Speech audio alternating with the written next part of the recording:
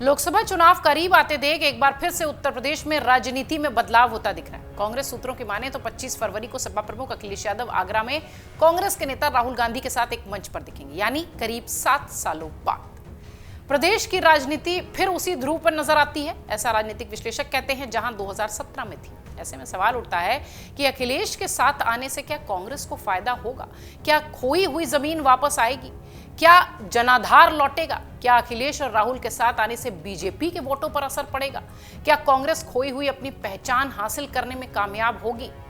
ये सारे सवाल इस समय इसलिए सियासी गलियारों में तैर रहे हैं क्योंकि 7 साल बाद यूपी के दोनों लड़के साथ दिख रहे हैं। पिछली बार जब वो साथ आए थे तो इसी नारे के साथ आए थे, यूपी के लड़के। दरअसल मामला यह है कि राहुल गांधी की भारत जोड़ो न्याय यात्रा 25 फरवरी को आगरा पहुंच रही है, जिसमें अखिलेश यादव शामिल होंगे। 7 साल बाद दोनों दिग्गज एक मंच पर नजर आएंगे। 7 साल बहुत लंबा समय होता है।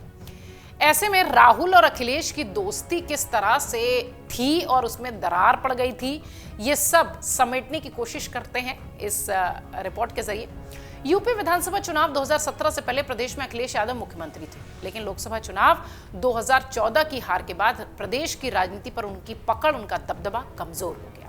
ऐसे में भारतीय जनता पार्टी के उभरते जो ग्राफ था उसे रोकने के लिए अखिलेश यादव और राहुल ने हाथ मिला दिया। और जैसा कि हमने कहा कि पूरे प्रदेश में 2 लड़कों की जोड़ी का कमाल होगा, ऐसी खूब चर्चा हुई।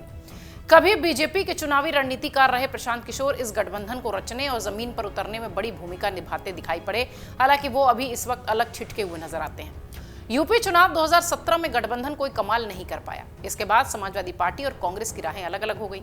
7 सालों के बाद अब अखिलेश यादव और राहुल गांधी एक बार फिर से साथ आए हैं। इस गठबंधन के पीछे इस बार बड़ी भूमिका प्रियंका गांधी वाड्रा की है। गठबंधन के तहत समाजवादी पार्टी 63 और कांग्रेस 17 सीटों पर अपने उम्मीदवार उतार रही है।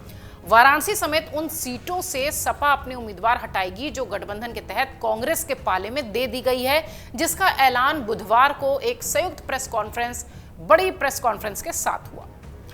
2017 चुनाव परिणाम के बाद ये दोनों अलग क्यों हुए थे? यूपी के दोनों लड़के अलग अलग पटकथा क्यों लिखने लगे, ये भी आपको बताते हैं। यूपी चुनाव 2017 के नतीजों के बाद दोनों दलों की राहें अलग हो गई। इसके बाद से फिर वो साथ नहीं दिखे।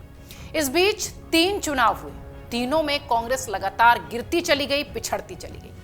समाजवादी पार्टी भी अपनी पुरानी स्थिति को पाने में इस दौरान कामयाब नहीं हो पाई। यूपी चुनाव 2022 में रिकॉर्ड वोट शेयर को छोड़ दें तो अखिलेश यादव के लिए पिछले 3 चुनाव कुछ खास परिणाम नहीं दे पाए। लोकसभा चुनाव 2019 में बहुजन समाज पार्टी के साथ गठबंधन कर समाजवादी पार्टी ने अपनी स्थिति को बेहतर बनाने की कोशिश की, हालांकि पार्टी को उस स्तर की सफलता नहीं मिल पाई। हाँ, यह जरूर था कि बहुजन समाज पार्टी ने सपा के साथ गठबंधन का लाभ जरूर उठाया। पार्टी ने 10 सीटों पर अपने उम्मीदवार जिता लिए। 2014 में 2 लोकसभा सीटें अमेठी और रायबरेली जीतने वाली कांग्रेस लोकसभा चुनाव 2019 में आधे पर रह गई। अमेठी से राहुल गांधी भी हार गए। रायबरेली से सोनिया गांधी सिर्फ अपनी सीट बचाने में कामयाब रही। लोकसभा चुनाव 2024 में सोनिया गांधी ने रायबरेली से चुनाव न लड़ने का फैसला किया है। और हालांकि गठबंधन के तहत अमेठी और रायबरेली दोनों सीटें कांग्रेस के पाले में ही है। कांग्रेस के सामने प्रदेश में राजनीतिक अस्तित्व बचाए रखने की चुनौती भी है। कांग्रेस को प्रदेश में सपा के साथ की सबसे अधिक जरूरत थी। इस कारण पार्टी 17 सीटों पर चुनाव लड़ने को तैयार हो गई थी। पहले अखिलेश ने कांग्रेस को 11 सीटों का ऑफर दिया था।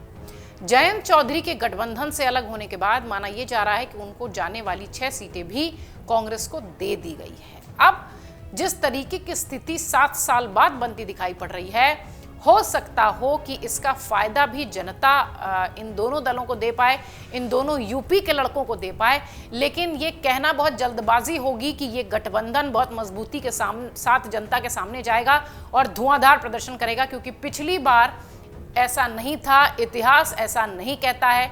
फिर भी अगर ये दोनों ही मजबूती के साथ चुनावी मैदान में उतरते हैं तो निश्चित तौर पर जो एक वेस्टर्न यूपी का मुस्लिम वोटर है, जाट वोटर है, उनके लिए एक बड़ा विकल्प खुलता दिखाई पड़ता है। क्योंकि जयंत चौधरी जब एनडीए के साथ आ गए हैं तो अब मुस्लिम वोटर्स के पास एक बड़ा ऑप्शन इस गठबंधन के साथ जाने का नजर आता है। इसका कितना फायदा, कितना नुकसान, ये तो चुनाव परिणाम बताएंगे। लेकिन निश्चित तौर पर एनालिसिस जो राजनीतिक विश्लेषक करते हैं वो ये कहते हैं कि ये गठबंधन 7 साल बाद साथ दोनों दिखाई पड़ रहे हैं। इनका कितना प्रभाव होगा ये अभी कह पाना मुश्किल है। अगर आप ये वीडियो YouTube पर देख रहे हैं तो हमारे चैनल को सब्सक्राइब करें और बेल आइकन को दबाना ना भूलें। अगर आप Facebook पर ये वीडियो देख रहे हैं तो हमारे पेज को लाइक करें।